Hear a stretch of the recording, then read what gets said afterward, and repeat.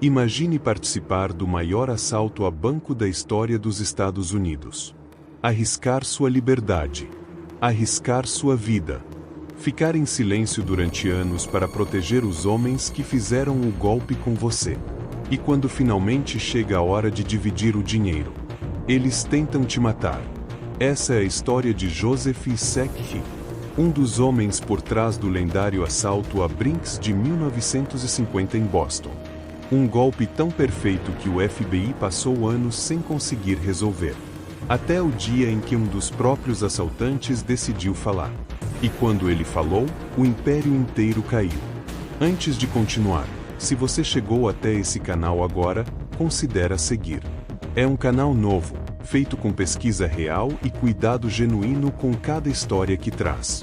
Não tem equipe grande nem estrutura de grande produtor. Tem uma pessoa que acredita que histórias reais contadas com honestidade merecem ser ouvidas. Cada seguidor, cada like, cada comentário faz diferença real aqui. Agora deixa eu te contar o que aconteceu em Boston na madrugada de 17 de janeiro de 1950. Boston naquela época era uma cidade com duas faces. Na superfície, era a cidade das universidades, da história colonial, da classe política irlandesa que havia transformado a imigração em poder institucional ao longo de décadas. A cidade que o resto da América olhava como símbolo de tradição, de instituições que duravam, de uma certa ideia de seriedade americana.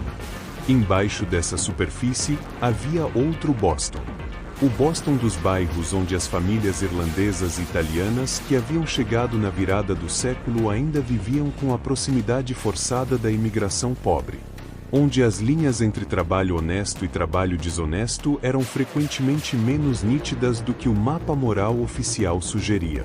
Onde certas carreiras eram simplesmente as carreiras disponíveis para homens que cresciam em determinados endereços e que não tinham acesso aos caminhos que o Boston de cima oferecia para quem havia nascido com o sobrenome certo.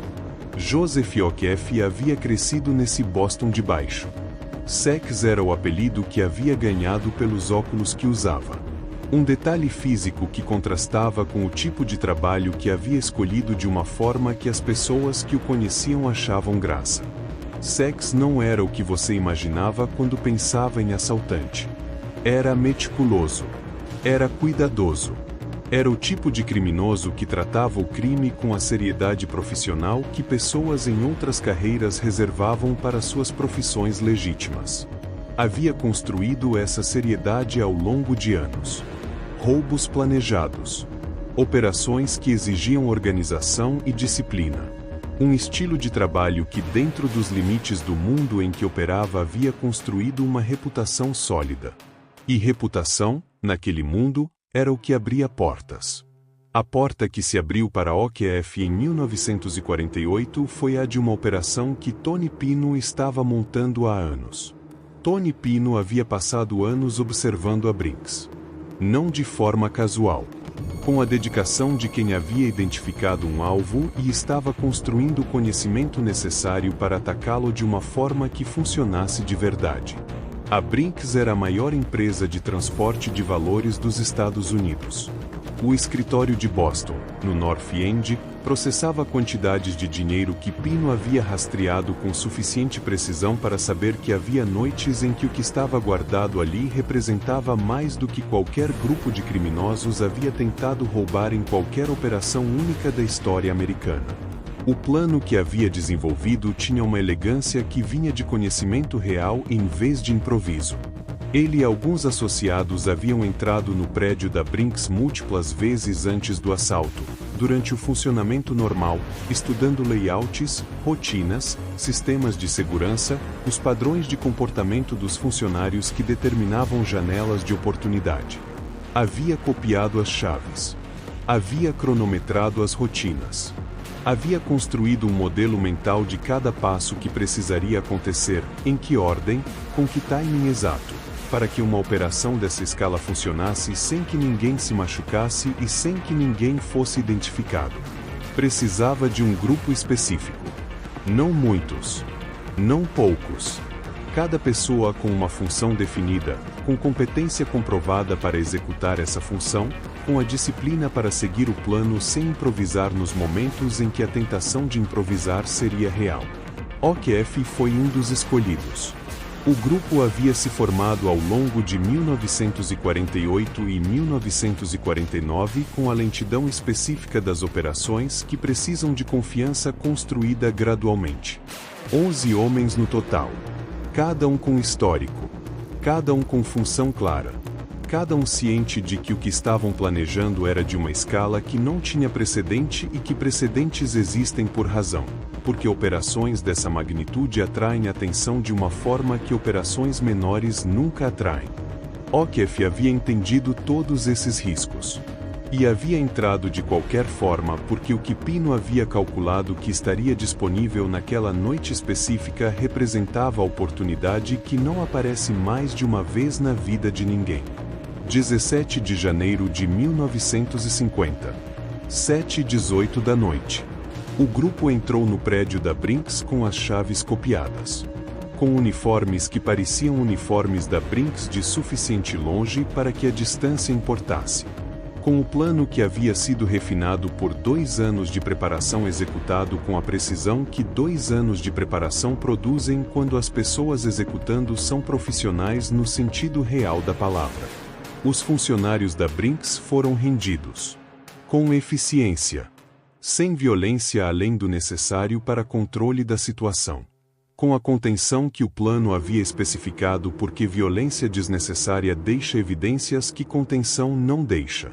O que saiu do prédio naquela noite foi $2.756.000. Em 1950. Para ter referência de escala, o equivalente em poder de compra hoje colocaria o assalto entre os maiores da história americana em qualquer época. Era uma quantidade de dinheiro suficientemente grande para que cada um dos 11 homens envolvidos nunca precisasse trabalhar novamente se a divisão fosse feita da forma que havia sido combinada. O grupo saiu. Dispersou. O dinheiro foi escondido de acordo com o plano estabelecido antes, dividido em partes e guardado em locais que permitiriam recuperação gradual quando a atenção policial e federal que o assalto inevitavelmente atrairia houvesse diminuído com o tempo. A divisão seria feita depois. Quando estiver seguro. Quando o tempo havia passado o suficiente. Essa promessa era o que OQF havia levado para casa naquela noite junto com o silêncio que o código exigia.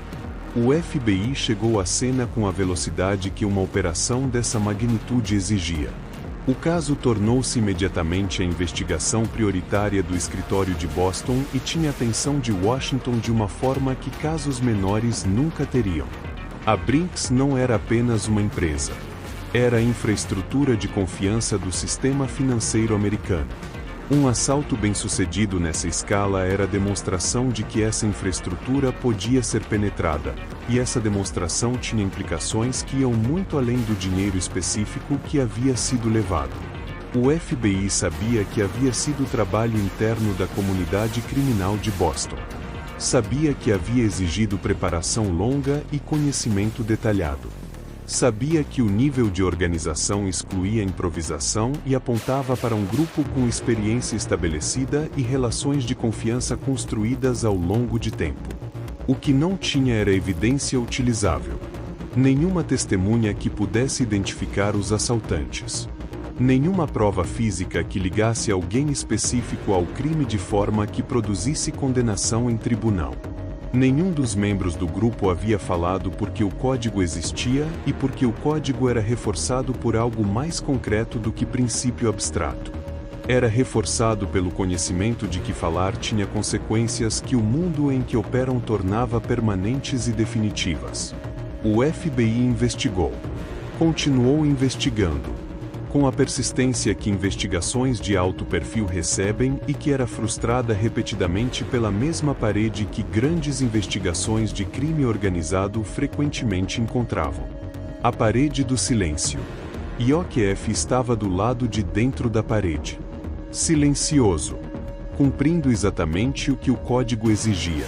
Aguardando a divisão que havia sido prometida. A divisão não veio.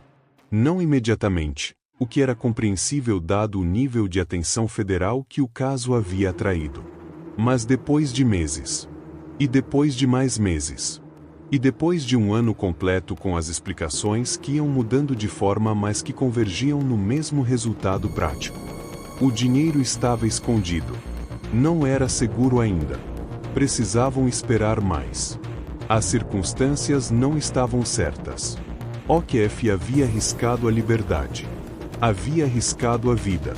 Havia ficado em silêncio quando o silêncio era a coisa mais cara que existia para dar. Quando o FBI estava batendo em cada porta de Boston tentando encontrar qualquer fissura no grupo. Havia cumprido o código. O código não estava sendo cumprido com ele.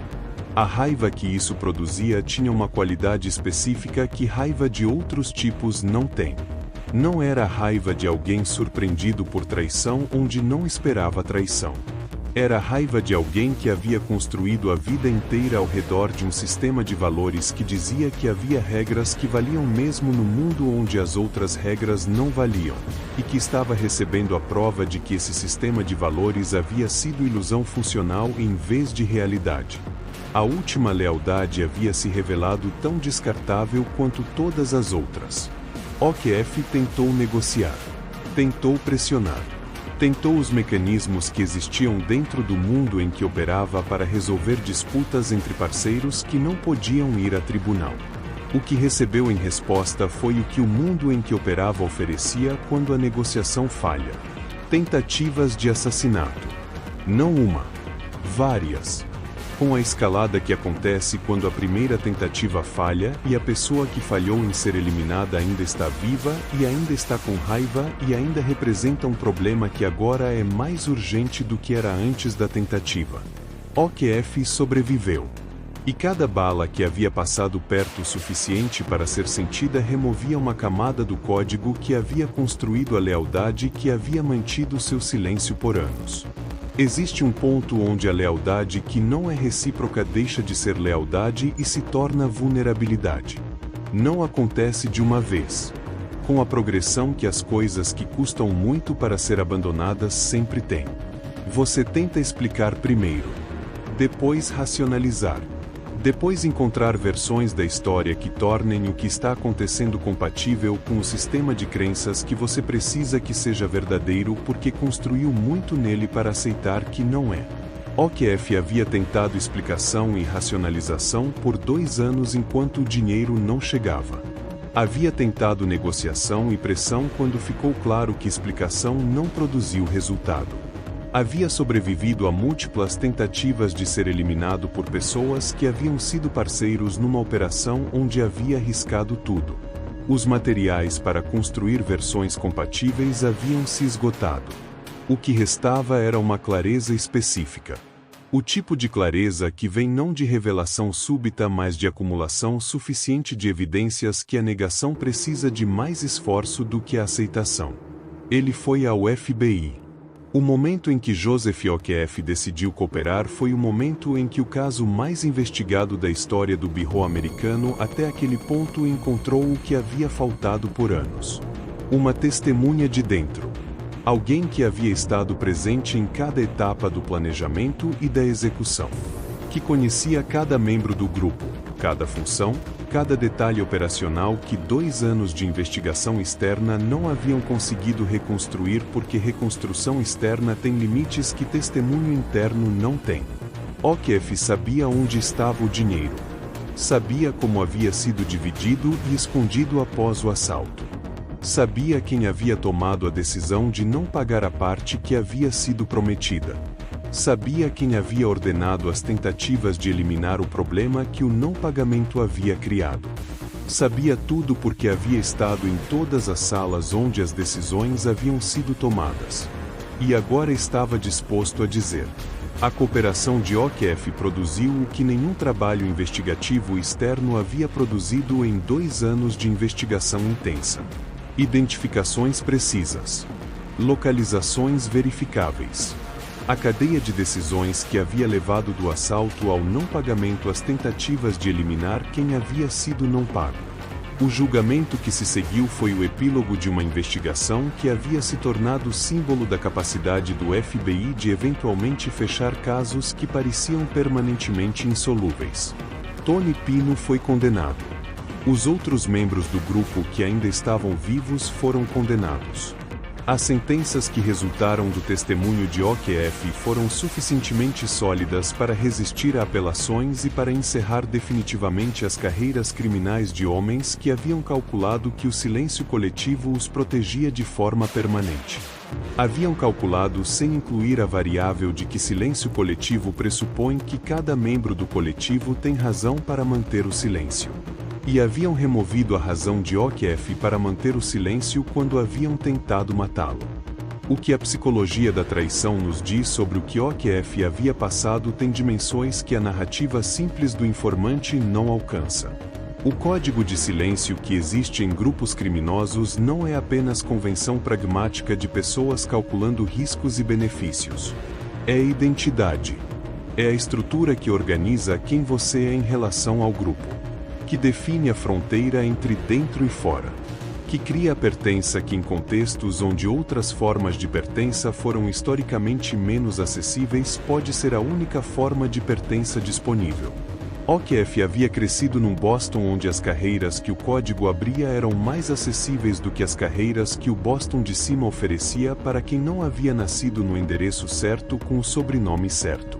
O crime havia sido não apenas fonte de renda, mas fonte de identidade, de comunidade, de um sistema de valores que fornecia estrutura num mundo que não havia fornecido estrutura de outras formas com a mesma consistência.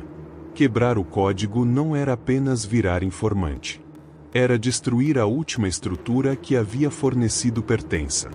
E ele havia feito mesmo assim. Não por conversão moral ou por arrependimento no sentido que a narrativa preferida do informante arrependido constrói para tornar a história palatável.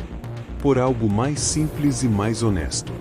Por ter chegado a um ponto onde o sistema que havia exigido lealdade havia demonstrado que a lealdade não era recíproca de formas suficientemente concretas e suficientemente letais para que a manutenção da lealdade fosse funcionalmente idêntica a colaborar com os próprios assassinos.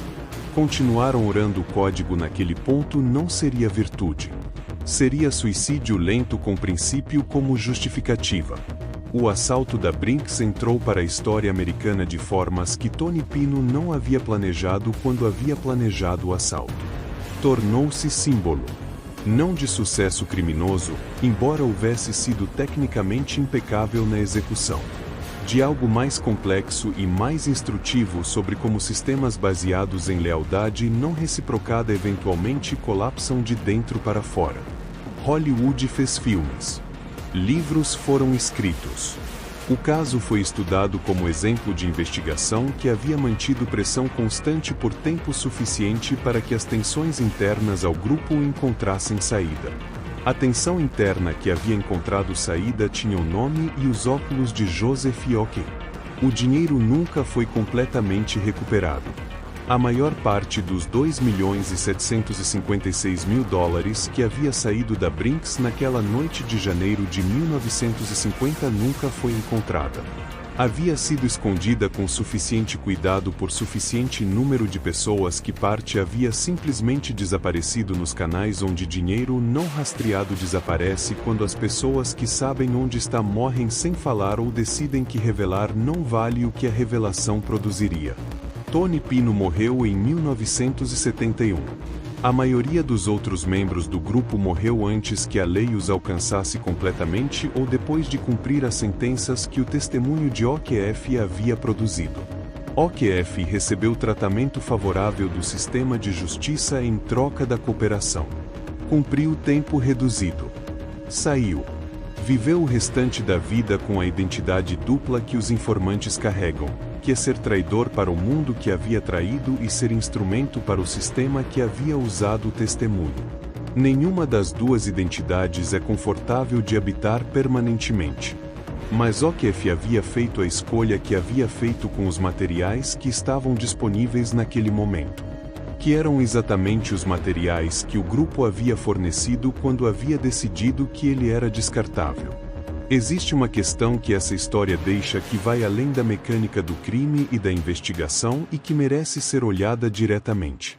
O código que OQF havia honrado por anos e que havia sido violado pelo grupo não é diferente em estrutura de outros códigos que organizações de todos os tipos usam para manter coesão interna. A versão criminosa é mais explícita sobre as consequências da violação e mais honesta sobre os mecanismos de enforcement. Mas a estrutura é reconhecível em qualquer organização que exige lealdade em troca de pertença e que usa a ameaça de exclusão como mecanismo de controle. O que OQF havia descoberto é o que todas as pessoas que constroem identidade ao redor da lealdade a grupos que não garantem reciprocidade eventualmente descobrem de uma forma ou de outra. Que lealdade não recíproca não é virtude. É uma vulnerabilidade. É a disposição de continuar honrando um acordo que o outro lado já decidiu que não precisa honrar, mantida em funcionamento pela força do hábito e pelo custo psicológico de reconhecer que o sistema em que havia investido identidade não era o que havia parecido ser. OQF havia reconhecido isso quando as tentativas de matá-lo haviam tornado a não reciprocidade suficientemente concreta para não poder ser racionalizada por mais tempo. E havia usado o único instrumento que restava disponível. O conhecimento que havia acumulado por estar em todas as salas onde as decisões haviam sido tomadas.